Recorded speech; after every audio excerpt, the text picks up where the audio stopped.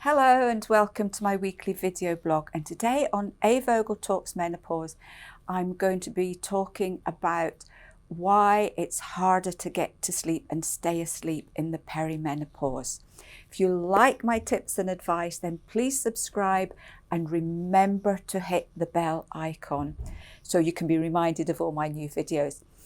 Sleep is one of the biggest issues, and I get a huge amount of questions on it on a regular basis. And one of the things I find about the perimenopause is that this is the point where a lot of women find that their sleep tends to be disrupted. Either they can't fall asleep, or they find it really hard, or they can't stay asleep. They're woken up several times during the night. So because it's such a big subject, I thought I would do this over 2 weeks. So this week is all about troubling issues, why you find it harder to fall asleep. Interestingly, for those of you that watched the Davina McCall program, there was a study that showed 8 out of 10 women found it difficult to start dropping off to sleep or to stay asleep.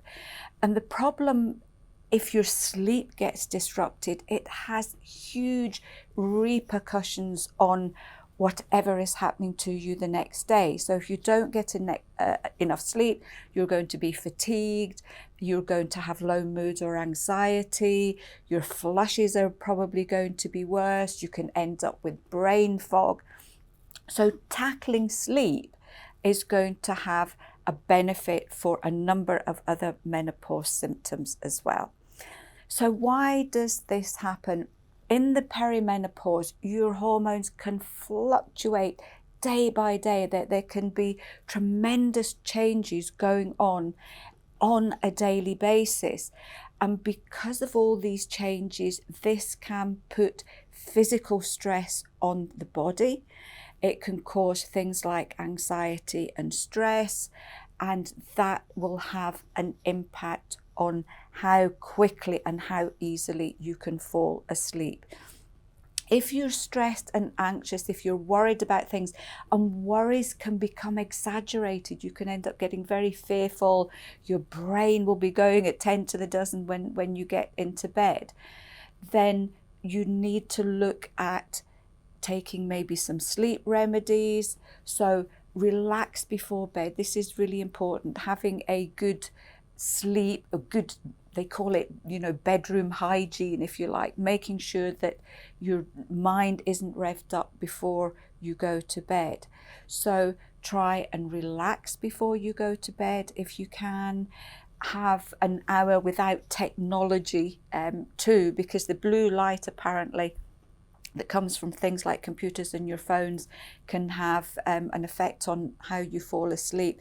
And no TVs in the bedroom. So many women are watching TV before they go to bed and then wonder why they can't fall asleep. I actually discovered years ago, I like to read in the evening, especially before I go to bed, but I like adventure books and crime novels. And I was finding that even reading those sorts of books were revving up my nervous system before bed. So I try and make sure that if I'm reading books, they're ones that don't tax my nervous system. So it's amazing how many little things you don't realize are affecting the way that you fall asleep. You can look at a combination of the herbs valerian and hops, because they are known to help to ease you into a quicker sleep. And we have drops which you can take about 30 minutes before you go to bed. Another big issue is joint and muscle aches and pains. So if you're in pain, if your muscles are not relaxing, if you're going to bed and every single muscle in your body is really tense, you're not going to drop off to sleep easily. And if you're in a lot of pain, tossing and turning is certainly not going to help. So for this one, you can look at magnesium. A magnesium supplement, maybe about 200 milligrams, depending on what sort you get, with your evening meal can often help. It will relax the muscles. It can help to ease joint pain. You could also look at the herb Devil's Claw, which is known as a natural anti-inflammatory. And remember the water, because a lot of women don't drink in the evening because it affects their bladder during the night, but you can get really dehydrated, and dehydration will make joint pain worse. Hot flushes and night sweats. A lot of women tell me that just when they get into bed and want to go, they're hit with a hot flush or a night sweat. This is very often a nervous system reaction. The minute you relax, your nervous system just goes into overdrive before everything calms down. So again, you've got the herb sage, which can be taken with your evening meal, or if you're taking a liquid sage, then again about half an hour before you jump into bed. And remember the water too, because if you're getting a flush or a sweat just as you get into bed, you're going to be dehydrated even before you get to sleep. So a nice shot glass, just a little shot glass of warm water just before you jump into bed can often have a great result in helping you to get to sleep. Digestive issues. If you're having a big meal late in the evening, your digestion system is going to be in full flow when you're trying to get to sleep, and all that energy that the body is having to produce to digest your food will keep you awake. So have maybe your main meal midday and have a smaller meal in the evening, and that also means you can have a snack before bedtime if you need to too. If you're getting a lot of digestion, if you're getting that gastric reflux when you jump into bed, then look at bitter herbs, because they will help to improve your stomach digestion. So the other things that can be really helpful is to set a bedtime, have a really good bedtime routine, and try and get to bed at the same time every night. That way your body is almost pre-setting itself for sleep. And if you think about it, you imagine young children and toddlers, how important it is to get a good bedtime routine for them, and it's the same for us as well. Don't exercise late in the evening, because again, that's going to rev up your nervous system and it's going to energize you, and that's going to make it more difficult to get to sleep.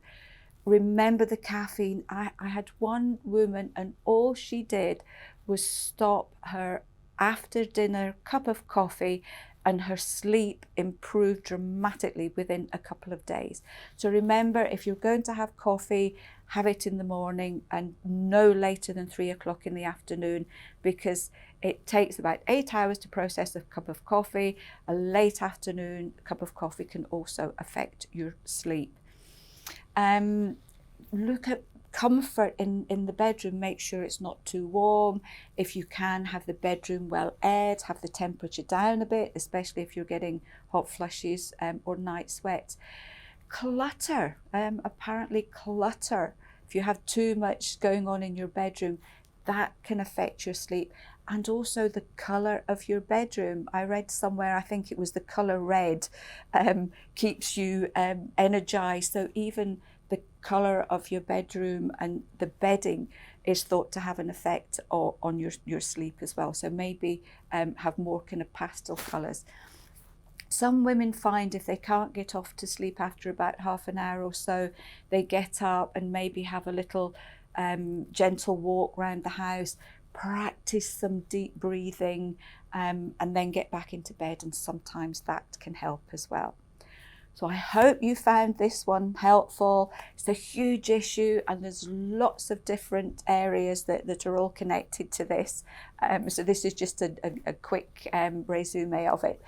If any of you out there have any tips, I'm sure you all do, please share them, because we would love to hear them. And I will see you next week for part 2 on how to sleep well during the whole night. So I'll see you then. Bye.